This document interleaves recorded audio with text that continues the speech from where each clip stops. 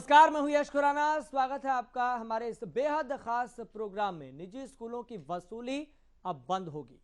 एक लंबे समय तक निजी स्कूलों के खिलाफ लड़ाई लड़ रहे अभिभावकों को हरियाणा सरकार ने राहत दी है। हरियाणा सरकार ने निजी स्कूलों की मनमानी पर लगाम लगाने के लिए कानून लागू कर दिया है। ये कानून क्या है, ये नियम क्या है जिसके जरिए निजी स्कूलों की मनमानी पर लगाम लगाने की तैयारी है? सबसे पहले आप समझने के लिए ये रिपोर्ट देखिए।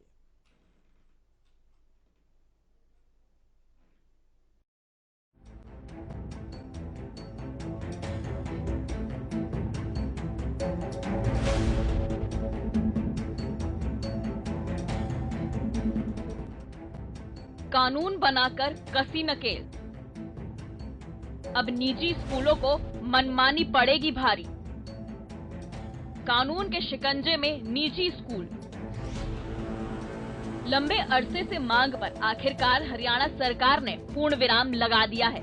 निजी स्कूलों को मनमानी को लेकर अभिभावक काफी परेशान थे, जिसको लेकर अभिभावकों ने सरकार से निजी स्कूलों की मनमानी पर नकेल कसने की मांग की थी।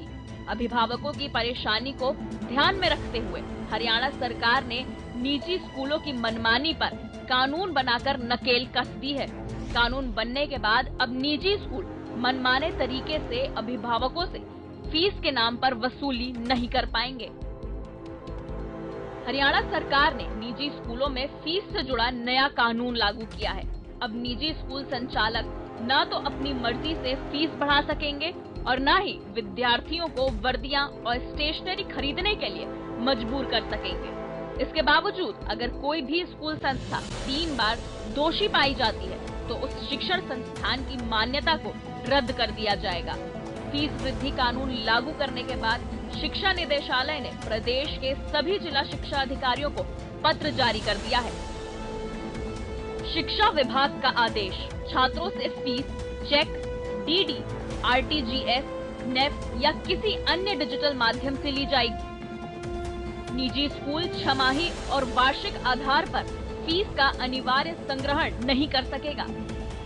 केवल पंजीकरण के समय एडमिशन से जुड़ी और अन्य फीस एक बार ही ली जा सकेगी।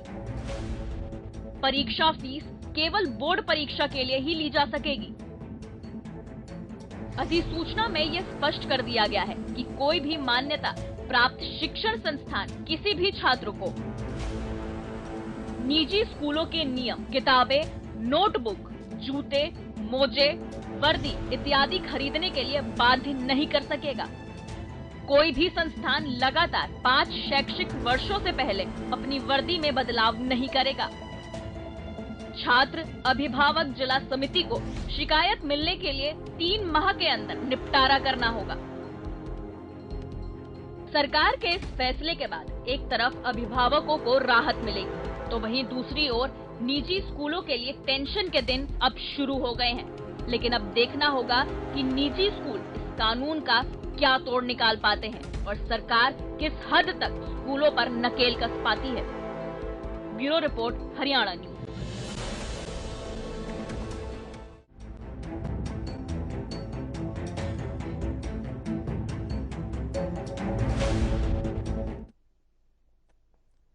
वो एक लंबे समय के बाद निजी स्कूलों के खिलाफ लड़ाई लड़ रहे अभिभावकों को हरियाणा सरकार ने राहत तो दे दी है। और ये नियम क्या है, ये कानून क्या है, ये हमने आपको रिपोर्ट के जरिए बतलाया। लेकिन जिस तरीके से और जिस इंटेंशन के साथ न केवल सिस्टम में पारदर्शिता लाने की कोशिश की गई है और इसके साथ साथ जो निजी स्कूलों की फीस वसूलने को लेकर मनमानी होती थी उस पर भी कहीं ना कहीं डायरेक्टली और इनडायरेक्टली प्रहार करने की कोशिश की गई है। लेकिन इसे और इससे जुड़े सारे फैक्टर और एस्पेक्ट को हम जानने की कोशिश करेंगे। क्या सच में ये ट्रांसपेरेंसी जो दिखाई दे रही है वो जमीनी स्तर पर अगर लागू होती है तो क्या सच में निजी स्कूलों पर ये जो मनमानी वाली चीज पहले चला करती थी अब वो रोक लग जाएगी क्या? इसको हम जानने समझने की कोशिश करेंगे। आपको हम बता दें कि हमारे साथ स्टूडियो में मौजूद हैं शिक्षाविद ओपी सहरावत। सर, आपका बहुत बहुत शुक्रिया हमारे साथ जुड़ने के लिए। जी ओपी सहरावत जी, क्योंकि नियम में बदलाव किया गया है, कानून को लागू कर दिया गया है कि ये बता दिया कि अब कानून लागू हो गया है। ये बात तो हर कानून के संदर्भ में, कॉन्टेक्स्ट में कही जाती है, लेकिन उसका लागू होना और लागू किस तरह से होना ये बहुत जरूरी होता है। इसमें बताया गया कि आप फीस अगर लेते हैं तो नेफ्ट के जरिए, आरटीजीएस के जरिए और चेक के जरिए पेमेंट लेंगे। आप ट्रांसपेरेंसी लाने की कोशिश की जा रही है।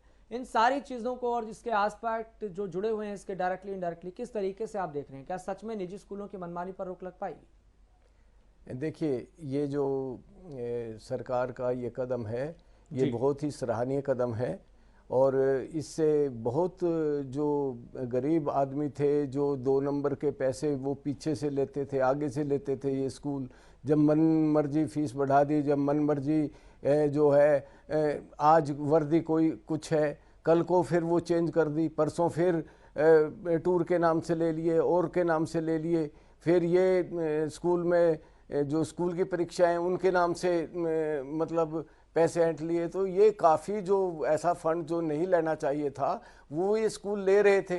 तो इसमें ट्रांसपेरेंसी तो आएगी, लेकिन सोचने की बात ये भी है कि निजी स्कूल जो है वो उनके ऊपर मनमानी की ये बात जब होगी कि भाई इसमें 134 के बच्चे एडमिशन लेंगे और उनको वो चीज़ें देंगी, उसमें 25% का जो है उस रियायत भी होगी और फीस में उसके अंदर स्पेशल ये भी होगा, गरीब बच्चों को एडमिशन होगा।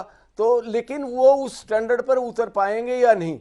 वो सरकारी स्कूल क्यों मतलब ऐसे हैं कि वो निजी स्कूल में बच्चों की भर्ती ज़्यादा है, सरकारी स्कूलों में भर्ती कम है? तो क्यों है? आखिर कोई तो कारण होंगे। उन कारणों को ढूंढते हुए जो कहीं ऐसा ना हो कि ये जो हम कर रहे हैं, जो सरकार कर रही है कि भाई स्कूलों के ऊपर ये बोझ नहीं हो, उनकी फीस कम करके उनको भी ये धक्का पहुंचे और वो भी ना चल पाए और अच्छी शिक्षा वो भी ना दें। क्वालिटी एजुकेशन की बात है। क्वालिटी एजुकेशन अगर देते हैं और सस्ती फीस में देते हैं, ट्रांसपेरेंसी मतलब तय होती है, तो ये बड़ी अच्छी बात है। लेकिन एजुकेशन में वो मतलब इनका जो स्टैंडर्ड है जिससे बच्चे नौकरी लगते हैं, इंग्लिश मीडियम स्कूल्स होते हैं, अच्छी बिल्डिंग्स होती है, अच्छे टीचर्स होते हैं, तो कहीं वो कमी आकर के ये जो वैसे बच्चे हैं ये उनके उस क्रीम को खराब ना कर दें। एक ये इनको अभिभावकों को ये भी डर तो है कि जो अच्छे बच्चे प्राइवेट स्कूल में किए हुए हैं उनमें ऐसे बच्चे आएंगे और वो गरीब होंगे, वो साधन जुटा नहीं पाएंगे, तो वो उनकी बराबरी पर करेंगे या नहीं करेंगे। तो ये कई बातें पैदा होती हैं। लेकिन फिर भी जो गरीब बच्चे का पढ़ने का उतना ही अधिकार है जितना एक अमीर बच्चे का है। तो अमीर बच्चे के पेरेंट्स कहीं से भी वो फीस का इंतजाम कर देते हैं। गरीब बच्चे वो ऐसी क्वालिटी की शिक्षा नहीं कर पाते हैं, उसके लिए ये कानून बनाया था, उसके लिए सरकार ने ये बात रखी थी। लेकिन ओपी सहरावत जी, आपने कई फैक्टर रखे हैं, कई पॉइंट रखे हैं कि करके मैं चर्चा भी करूंगा ताकि सारी चीज़ों को हम समझने और समझाने की कोशिश करें, जो व्यूअर्स हमें देख रहे हैं, जो दर्शक हमें देख रहे हैं। क्योंकि जब बात पहुंचेगी, ट्रांसपेरेंसी के साथ पहुंचेगी, तो सारी चीज़ें फिर साफ होती है, जो धुंधली तस्वीर बनी होती है। लेकिन क्या सच में ये मान लिया जाए जो ये ट्रांसपेरेंसी लाने की कोशिश की गई है वो ग्राउंड जीरो पर उसी तरह से इंप्लीमेंट होगी जो इंटेंशन यहाँ पर दिखाई दे रही है? क्योंकि पहले विपक्ष भी इस तरह के सवाल उठाता रहा है कि सरकार कागजी तौर पर तो लागू कर देती है, लेकिन जमीनी स्तर पर उसका उतरना या फिर उतरते उतरते उसकी आत्महत्या हो जाती है, उसकी मौत हो जाती है। देखिए, ये जो प्राइवेट स्कूल्स हैं ये ऐसा नहीं है कि केवल अमीर आदमी है वो चला रहा है, नहीं, जो ये सरकार में और जो प्रशासन के अंदर प्रभावशाली व्यक्ति हैं, अधिकतर स्कूल आप निगाह मार करके देख लो और उनका इन्वेस्टिगेशन करके देख लो, अधिकतर स्कूल प्रभावशाली व्यक्तियों के हैं, उनके पास साधन हैं, उससे वो स्कूल खोले हैं और उससे फीसें बढ़ा बढ़ा करके एक आम आदमी जो मीडियम क्लास का आदमी है वो भी ये सोचता है कि चाहे उसको खाने में कमी हो जाए और में हो जाए, जो बच्चे की शिक्षा में कमी ना हो, तो वो अपना पेट काट कर भी इन स्कूलों में भेज करके अच्छी शिक्षा दिलाना चाहते हैं। हर एक माँ बाप की ये इच्छा होती है कि उसका बच्चा अच्छी शिक्षा ले, और अच्छी शिक्षा ये प्राइवेट स्कूल्स के अपने स्टैंडर्ड्स बने हुए हैं, इंग्लिश मीडियम के ये स्कूल हैं, और इनमें कोई मेरे को एक प्राइवेट स्कूल ऐसा बता दो जो हिंदी मीडियम से चलता हो और जिसमें स्ट्रेंथ आई हो। स्ट्रेंथ केवल इंग्लिश मीडियम से आती है। गवर्नमेंट्स को ये करना पड़ेगा कि अपने स्कूलों में भी इंग्लिश मीडियम लागू करना पड़ेगा, अदरवाइज उनकी नौकरी नहीं लगेगी। वो अच्छी अच्छी जो फर्में हैं वो खाली रह जाएंगी। तो 75% जो लागू करने की स्कीम गवर्नमेंट ने बनाई है यहाँ के जो ओरिजिनल वासी हैं उनके लिए, तो वो उनसे वंचित रह जाएंगे अगर क्वालिटी एजुकेशन हम नहीं दे पाएंगे। तो ये है कि निजी स्कूल क्वालिटी एजुकेशन देते हैं, लेकिन खर्चा इतना है कि आम आदमी, गरीब आदमी उसको एजुकेशन को ले नहीं पा रहा है। तो वो काफी इससे ट्रांसपेरेंसी आएगी, तो कुछ परसेंट तो इसमें सुधार होगा और वो बच्चे जो बिल्कुल कभी आगे जा नहीं सकते वो आगे भी आएंगे। तो सरकार की ये पॉलिसी बड़ी अच्छी है, बशर्ते कि ये ग्राउंड लेवल पर। बिल्कुल, नो डाउट ओपी सहरावत जी, नो डाउट कि मतलब सरकार की इंटेंशन बहुत अच्छी है, सराहना होनी चाहिए, जितनी हो सके उतनी कम है। लेकिन वही बात है कि जिस इंटेंशन के साथ इसे लागू किया गया है वो ठीक उसी तरह से इम्प्लीमेंट होनी चाहिए। लेकिन ये भी एक कटु सत्य है, ये भी आज एक हकीकत है, क्योंकि एक बड़ी खाई, एक बड़ी दीवार देखी जाती है सरकारी स्कूलों और प्राइवेट स्कूलों के भीतर, चाहे वो क्वालिटी एजुकेशन को लेकर बात हो, इंफ्रास्ट्रक्चर को लेकर बात हो या फिर फीस को लेकर बात हो। तो कहीं ना कहीं एक डेटा भी निकलकर सामने आया, खुद एक सरकारी डेटा है जो बताता है कि प्रदेश में 16,000 से ज़्यादा निजी स्कूल हैं। और जैसे आपने इसमें एक पॉइंट भी जोड़ा कि आधे से ज़्यादा जो निजी स्कूल हैं, अधिकांश जो निजी स्कूल हैं वो धनाढ़ व्यक्तियों के हैं, प्रभावशाली व्यक्तियों के, जिसमें प्रशासन के भी कुछ लोग हैं। तो ऐसे में सरकार की इंटेंशन भी इसमें यह है कि 2025 तक जो नई शिक्षा नीति है उसको लागू कर दिया जाए। क्या आपको लग रहा है, क्योंकि समय के साथ तो निजी स्कूलों की संख्या प्रदेश में बढ़ती चली जा रही है, लेकिन सरकारी स्कूलों की क्या हालत है ये हर कोई जानता है। देखिए, ये इसमें ये बात बिल्कुल स्पष्ट है कि सरकारी स्कूलों के अंदर आज टफ वो है। आज जिस बच्चे को कहीं एडमिशन नहीं मिलता तो बाहर से जो दूसरी स्टेट से भी गरीब बच्चे आए हैं वो उनका जो है वो सरकारी स्कूल के अंदर एडमिशन होता है, और धीरे धीरे अगर वो संपन्न हो जाते हैं तो प्राइवेट स्कूल में जाते हैं। तो सरकारी स्कूलों की एजुकेशन बहुत अच्छी होनी चाहिए। टीचर इतने अच्छे MA BEd और बड़े लायक टीचर हैं, लेकिन उनको जो वो स्टफ नहीं मिल पाता, वो बच्चे नहीं मिल पाते, उनका रिजल्ट फिर डाउन जाता है। फिर वो 80% रिजल्ट ऊपर लाने के लिए जो कमजोर बच्चे हैं उनको ऊपर लाते हैं, फिर उनसे मुकाबला नहीं कर पाते ये प्राइवेट स्कूलों से। पहले आप ये देखिए 1962, 64, 65, 66 तब तक सरकारी स्कूल्स में ही माँ बाप अपने बच्चों को दाखिल करवाते, प्राइवेट स्कूल्स में दाखिल ही कोई नहीं करवाता था, उनकी एजुकेशन ऐसी थी ही नहीं। तो कुछ कमी ये मानना पड़ेगा कि हमारे एजुकेशन सिस्टम में कुछ कमी तो आई है, हमें उसमें सुधार करना पड़ेगा। हालांकि सरकार काफी कोशिश कर रही है कि उसमें सुधार हो, लेकिन ये ईमानदारी से सुधार जब ही होगा जब ये अधिकारी, जब ऊपर के डायरेक्टर लेवल के आदमी और मतलब समाज के आदमी मतलब बड़ी ईमानदारी से इन बच्चों के लिए प्रयासरत रहेंगे और इसमें जो स्कूल्स के अंदर कमियां हैं उनको धीरे धीरे हटा करके, और इस पे कोई राजनीति नहीं होनी चाहिए कि एक गरीब बच्चे को जो लास्ट की लाइन में खड़ा है उस बच्चे को वो एजुकेशन मिले जो एक अमीर आदमी के बच्चे को, बिरला टाटा के बच्चों को मिल रही है। अगर ऐसी बात हो जाएगी तो इससे इक्वलिटी आ जाएगी, सबका राज सबका विकास भी हो जाएगा। लेकिन ऐसा होना, क्योंकि ये स्कूलों की बगैर फीस के चलेंगे नहीं और इतनी स्कूल की फीस वसूल करते हैं। अब आप देखिए जो टेक्निकल एजुकेशन के स्कूल हैं वो करोड़ों में फीस लेते हैं और वो दिखाते नहीं है, तो वो कैसे ये रोक पाएंगे? इसके लिए कोई सिस्टम बनाना पड़ेगा जी। लेकिन ओपी सहरावत जी, सिस्टम बनाने को लेकर बात कही जा रही है। सरकार कह रही है कि अगर आप फीस देते हैं या फिर जो भी चार्ज लगाए जाते हैं वो आप चेक के जरिए दीजिए, आप RTGS के जरिए दीजिए, आप नेफ्ट के जरिए दीजिए। इंटेंशन साफ है कि ट्रांसपेरेंसी आए, लेकिन जो निजी स्कूलों की जो बैलेंस शीट होती है उसको जांचना क्या जरूरी नहीं है कि इन्फ्लेशन के हिसाब से, CPI के हिसाब से, यानी कि कंज्यूमर प्राइस इंडेक्स के हिसाब से, इन्फ्लेशन के हिसाब से उस पर एक दायरा भी तय कर देना चाहिए। हालांकि 2021 के आखिरी महीने दिसंबर में ये पॉइंट जरूर निकलकर एक्शन और CPI के हिसाब से अब तय चीजें होंगी और निजी स्कूल फीस नहीं बढ़ा सकेंगे अपनी मर्जी से। देखिए, तो क्या सच में ये सरकार को नहीं पता कि निजी स्कूलों की बैलेंस शीट क्या है, उनके पास कितना जो मुनाफे का पैसा है निजी स्कूलों से जो कमाया जाता है उस हिसाब से बढ़नी चाहिए? देखिए, ये आप जो इंजीनियरिंग कॉलेज है, जितने मेडिकल कॉलेज हैं, वो सामने से RTGS और नेफ्ट और मतलब चेक कितना लेंगे? उससे पहले ही, एडमिशन से पहले ही डिसाइड कर लिया जाता है कि इतने पैसे आपको, हमें नहीं पता जी, ये आपको इस तरह से देने पड़ेंगे।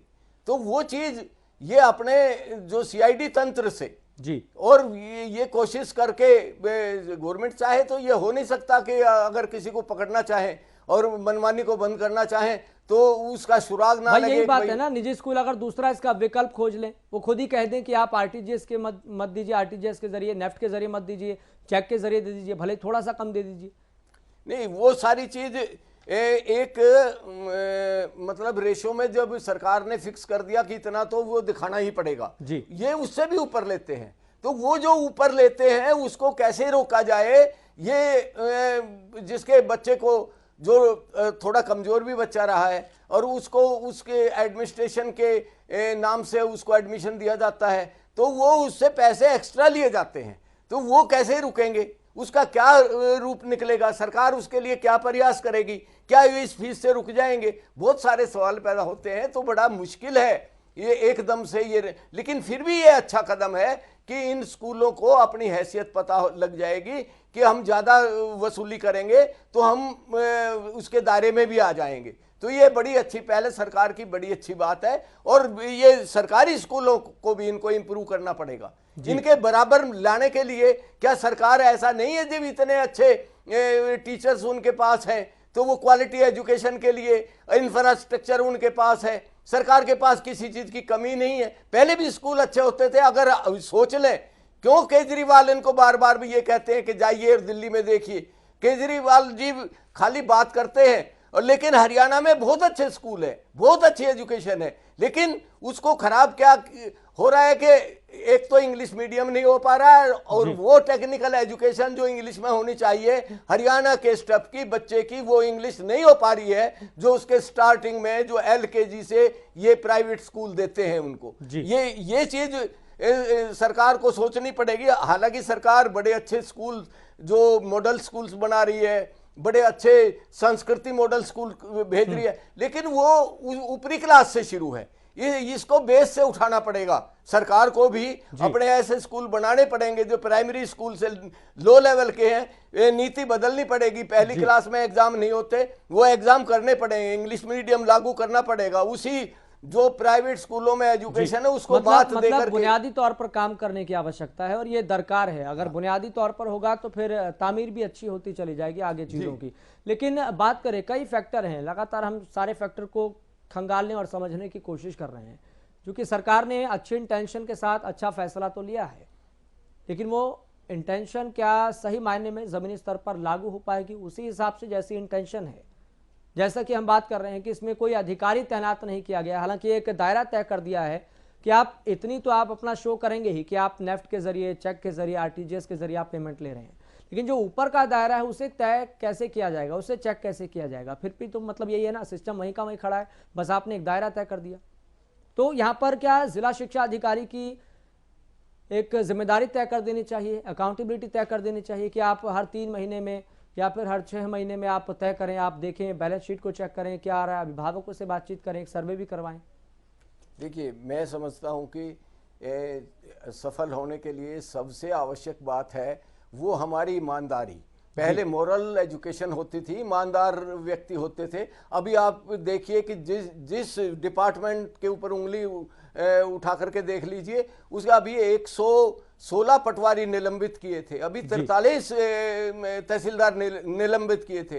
तो वहां किसी भी विभाग में कानून बड़े अच्छे बना रही है सरकार, लेकिन उसको कार्य रूप देने के लिए कि ये कैसे बंद हो, ये डिसऑनेस्टी कैसे इसके ऊपर काबू किया जाए, ये स्कूल में एजुकेशन से संभव हो पाएगा। इसमें टाइम लग सकता है, लेकिन अच्छी एजुकेशन के लिए, अच्छे नागरिक होने के लिए हमें वो स्कूल, वो विद्यालय, चाहे वो प्राइवेट स्कूल है, सरकारी स्कूल है, और इन स्कूलों की फीस के अलावा भी हमें जो मोरल एजुकेशन है, अपने बच्चों का मोरल जो है वो आप हमें सामाजिक तौर पर भी उन्नत करना पड़ेगा, ताकि जिस डिपार्टमेंट में भी वो बच्चे जाएं उसमें रिश्वत का जो बोलबाला ना रहे। बड़ी अच्छी स्कीम बना लो, अगर रिश्वत लेने वाला ऑफिसर होगा तो बाएं से दाएं से वो जो है विकल्प खोज लिए जाते हैं। सर वही तो, विकल्प खोज लिए जाते हैं। आप ऐसे कर रहे हैं तो उसका दूसरा विकल्प खोज लिया जाएगा। ठीक है, ओपी सर जी, मैं आपके पास लौटूंगा। हमारे साथ एडवोकेट रामफल शिवराण भी जुड़ गए हैं। रामफल जी, आपका सबसे पहले बहुत बहुत स्वागत है इस खास कार्यक्रम में जुड़ने के लिए।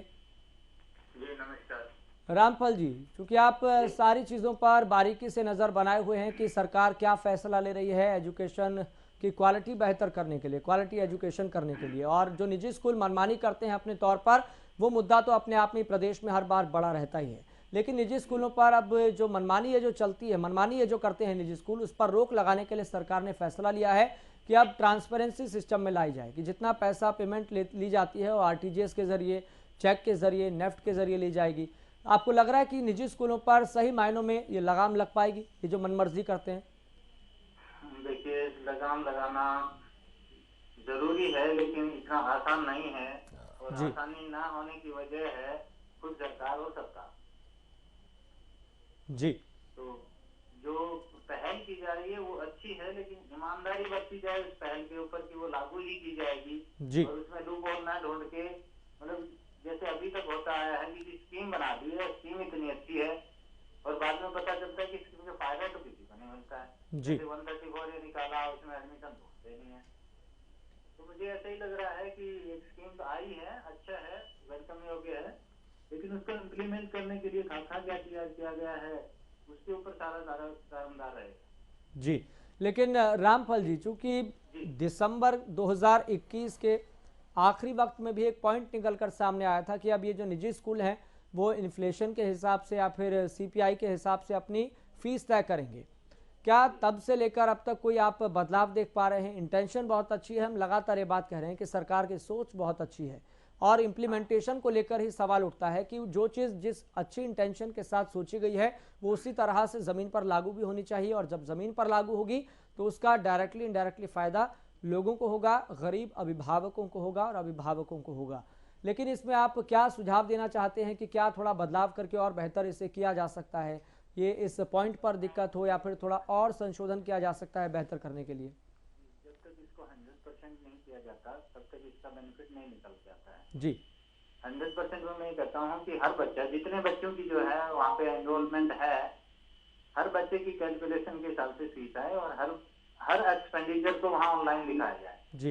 तब तो ये फायदा है, नहीं तो पुरानी चीज को नए कपड़े से ढक देने का मतलब ये नहीं है कि इस कपड़े के नीचे नई चीज है और सब कुछ अच्छा चल रहा है। जी। उस कर्टेन को बार बार उठा के रिव्यू भी करना पड़ेगा कि क्या सही आ रहा है या कुछ इसमें खामी रह गई है। बिल्कुल तो समय बिल्कुल समय पे बिल्कुल सुधार भी रामफल जी, करने इसलिए पड़ेंगे। इसलिए हम कह रहे हैं कि इसमें या फिर जिला शिक्षा अधिकारी की इसमें जवाबदेही या जिम्मेदारी तय कर दी जाए कि समय समय पर वह इस चीज की समीक्षा करें कि आखिर कितना पैसों का लेन देन हो रहा है, तो कितना पैसा आ रहा है। ये कहता हूँ कि अगर अधिकारियों का इसमें इन्वॉल्वमेंट रहेगा तो फिर वही रेड टेपिज्म, फिर वही रिश्वतखोरी, फिर वही, इसको टोटल कंप्यूटराइज ही किया जाना चाहिए कि कंप्यूटर पे आपको इतने एडमिशन शो हो रहे हैं, 2000 एडमिशन है, 50,000 रुपए एनुअल फीस है, इंटू मल्टीपल कर दिया, जो भी एक्सपेंसेस हैं उनको वहीं पे ऑटोमेटिकली वहीं पे अपलोड किया जाए और टोटल एक्सपेंसेस माइनस इनकम करके वहीं पे वहाँ पे प्रॉफिट एंड लॉस दिखे और फिर उसके ऊपर गवर्नेंस किया जाए, वो भी ऑटोमेटेड हो, कहीं सेंट्रलाइज ऐसे पॉइंट से हो जहाँ पे स्कूलों की रीच पहुंच ना हो, जहाँ जिला प्रशासन तो आसानी से पहुंच में है। जी। डीओ को तो एक फोन करते हैं और ऊपर से नेताओं के लोग, और डीओ जैसे वो कहा जाता है वैसे ही साइन करके आके डॉक्यूमेंट फॉरवर्ड हो जाता है। तो मैं तो ये कहूंगा कि आधिकारिक रूप के ऊपर इसके ऊपर कोई जो है ना लगा के इसको ऑटोमेटेड ही किया जाए। मतलब आप चाहते हैं कि इसे ऑनलाइन कर दिया जाए ताकि सारा data total online public domain में हो और सारी चीजें ट्रांसपेरेंसी के सामने, सबके सामने हो। ठीक है, बहुत बहुत सामने, शुक्रिया। और कोई भी उसको देख सके कि नीचे हो रहा है। ठीक है रामफल जी, मैं आपके पास लौटूंगा। हमारे साथ सौरभ जुड़ गए हैं, प्रवक्ता हैं निजी स्कूल एसोसिएशन के। सौरभ जी, आपका बहुत बहुत स्वागत है सबसे पहले।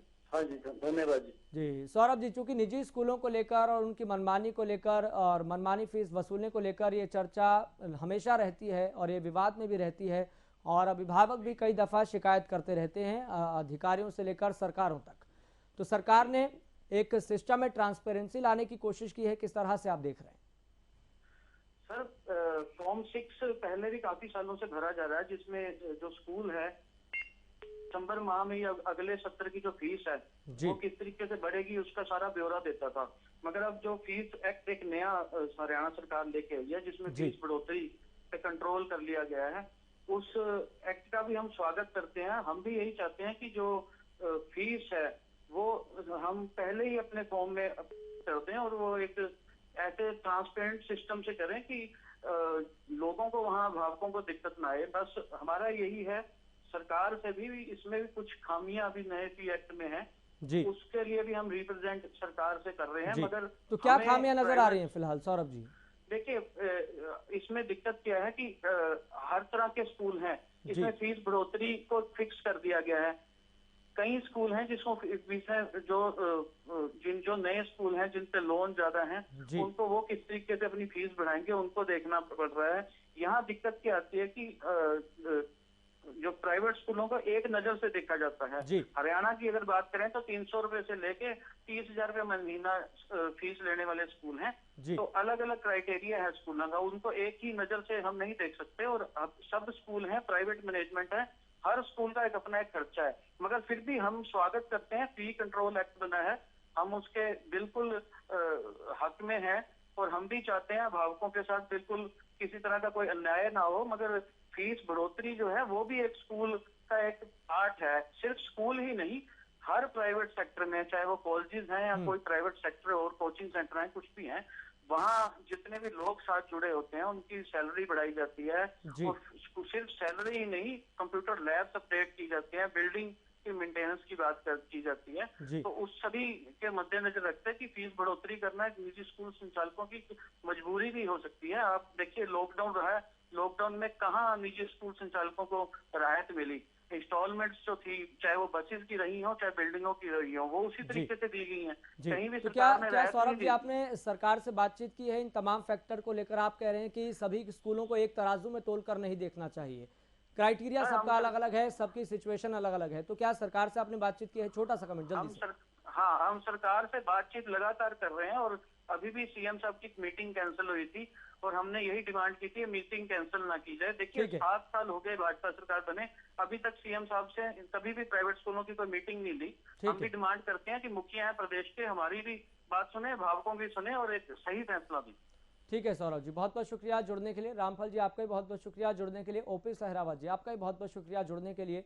तो तमाम फैक्टर्स को, एस्पेक्ट को जानने की हमने कोशिश की है और निजी स्कूलों का पक्ष क्या है इस फैसले को लेकर ये भी हमने जानने समझने की कोशिश की है। लेकिन निजी स्कूल अपने पॉइंट रख रहे हैं, अभिभावकों का अपना तर्क है और सरकार ने भी फीस कंट्रोल एक्ट के तहत परिस्थितियों को संभालने की कोशिश की है। लेकिन अभी भी बात कहीं ना कहीं फंसती हुई नजर आ रही है। लेकिन देखना होगा निर्णय कैसे निकल पाता है जिससे कि किसी को भी नुकसान ना हो और बैलेंस के साथ सारी चीज दिखाई दे।